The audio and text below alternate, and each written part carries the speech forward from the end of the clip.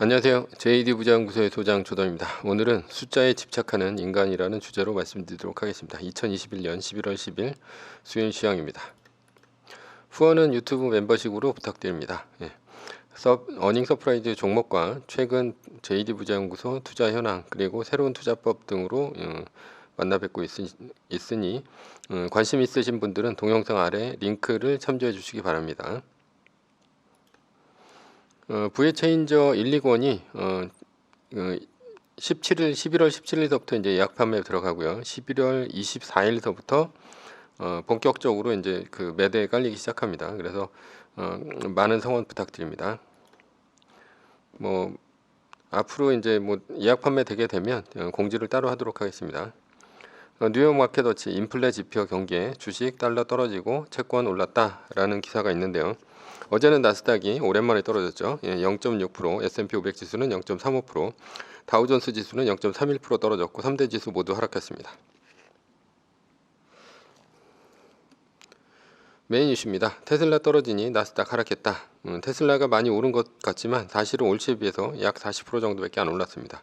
워낙 위아래로 많이 움직이니 크게 오른 것 같지만 이렇게 위아래로 움직이면 심장 약한 개미들은 밤에 잠을 잘 못 잡니다.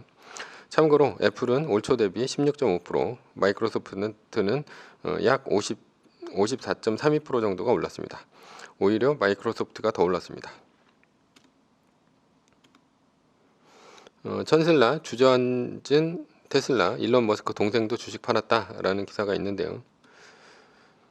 이 기사를 보면 일론 머스크 동생은 형의 트윗이 있기 전 1238억 달러가 아니라 1238억 원의 주식을 이제 처분했다는 얘기고요.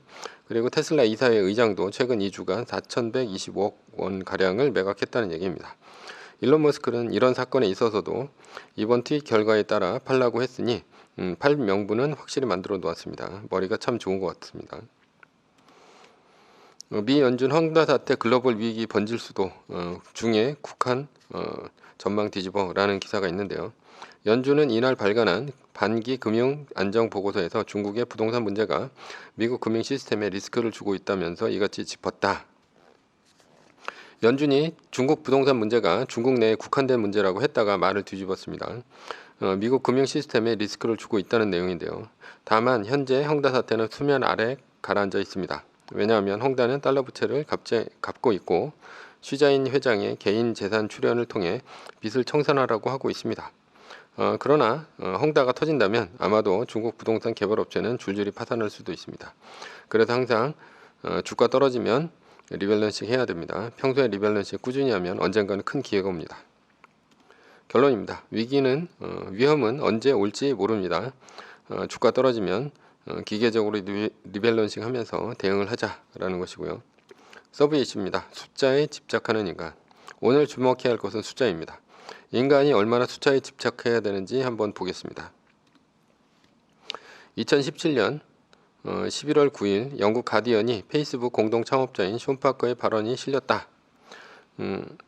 어떻게 실렸냐면 페이스북을 창업할 때 핵심은 어떻게 하면 사람들에게 자신의 시간과 관심을 가능하면 많이 쏟아붓게 만들까라는 것인데요. 그것은 사진을 올렸을 때 좋아요나 댓글이 도파민을 분출하게 만드는 그런 기능입니다. 이런 좋아요 댓글은 사진을 올리는 사람들에게 더 열심히 올리도록 만들고 그 결과 더 많은 좋아요 댓글이 달리게 만들게 됩니다. 그러면 이제 선순환이 이루어지게 되는 것이죠. 도파민은 주로 행복할 때 생겨나고 엔돌핀은 주로 스트레스 받을 때 생겨납니다. 도파민은 행복을 더 이어가려고 하는 물질이고요.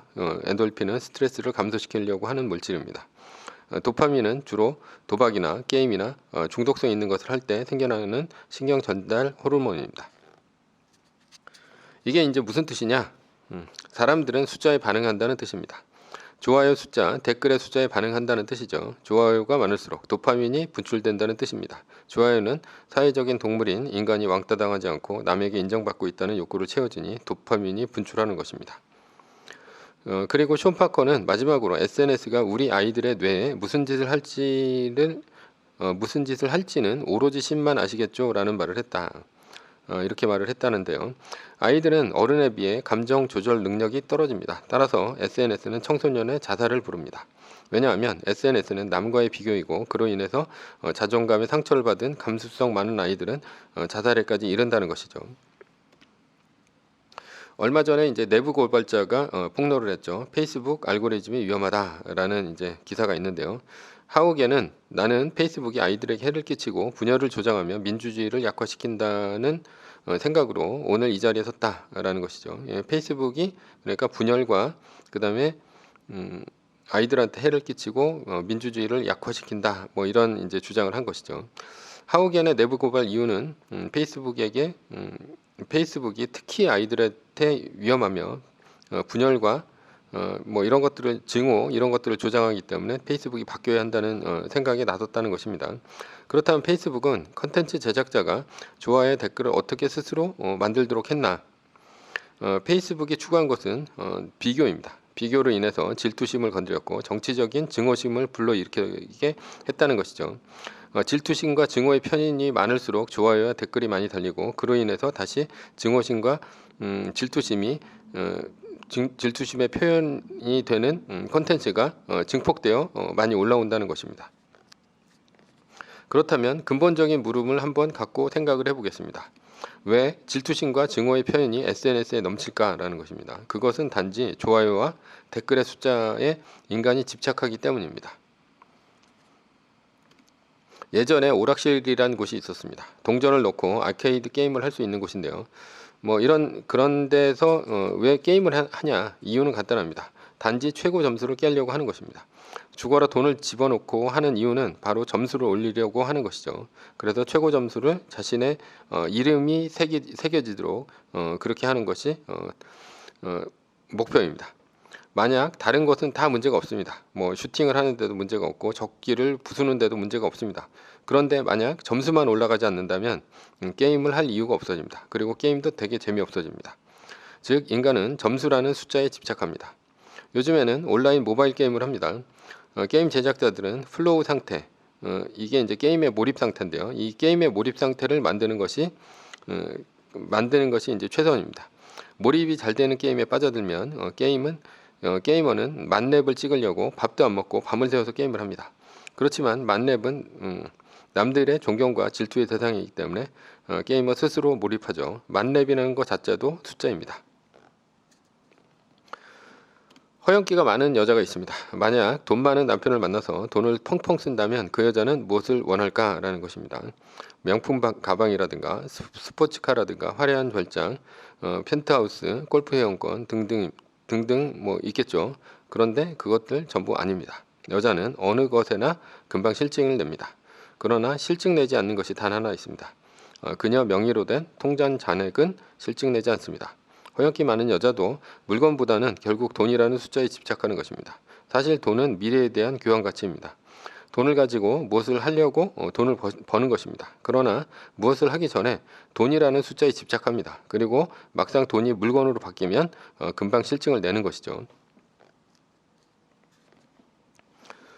그런데 왜 사람들은 돈에 실증을 내지 않을 것일까? 라는 것입니다. 인간은 상상의 동물이기 때문입니다. 돈을 가지고 있으면 남들로부터 부러움과 질투를 받는 상황을 상상하며 즐거워하기 때문입니다.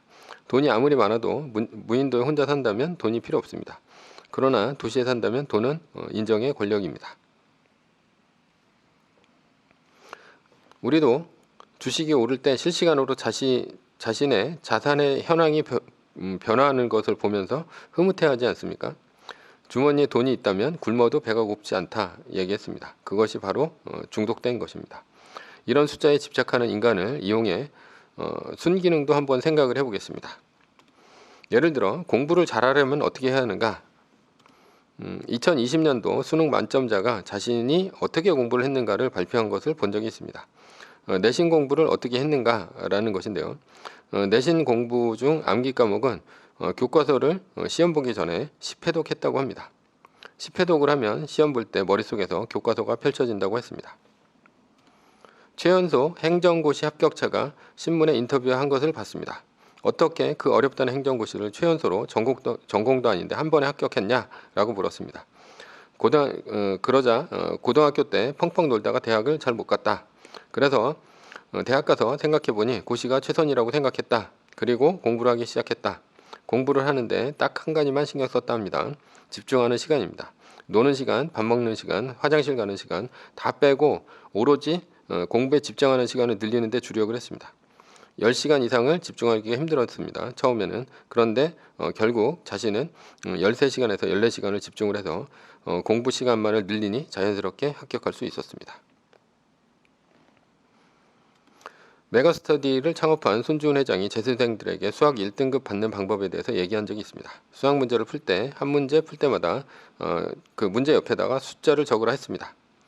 5천 문제를 풀면 자신감이 생기고 1만 문제를 풀면 1등급을 받는다 했습니다. 그런데 옆에 숫자를 쓰라 했는데 죽어라 안 쓴다 했습니다. 직장을 다닐 때 인정받는 사람이 있습니다. 두루뭉술하게 얘기를 하는 것이 아니고요. 정확히 몇 월 며칠까지 얼마의 퍼센트로 일을 해서 몇 월 며칠까지 마무리를 하겠다 하는 사람입니다. 그리고 직속 상관에게 일의 진행 상황을 수시로 보고하는 사람입니다. 모조리 숫자와 관계가 있습니다. 결론입니다. 숫자를 스스로 지배하면 인생의 승자가 되고 숫자에게 지배당하면 인생의 노예가 됩니다.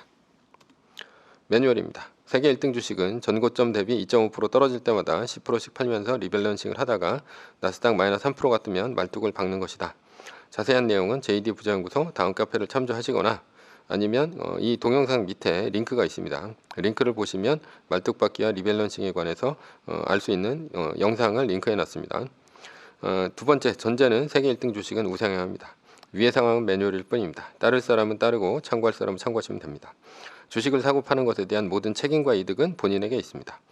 매뉴얼을 지키다가 포모가 두렵다면 매뉴얼을 지키지 말고 마이너스 3%대 판 가격이나 리밸런싱 때 판 가격보다 단 1불이라도 떨어졌다면 전량 매수하시기 바랍니다.